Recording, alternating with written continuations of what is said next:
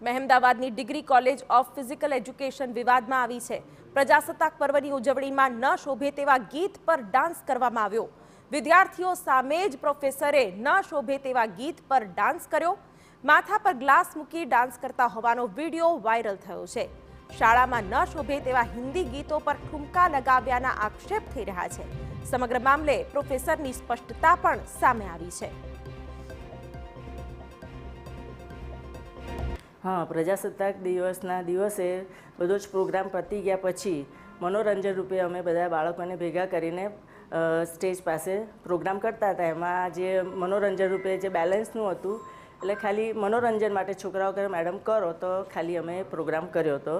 બાકી અમારો કોઈ ઈરાદો એવો હતો નહીં, કારણ કે આ પર્વ છે, રાષ્ટ્રીય પર્વ છે, પણ પ્રોગ્રામ પતી ગયા પછી ખાલી બાળકોના અને અમારા એન્જોય માટે અમે આ ક્રિયા કરેલી। બાકી કોઈ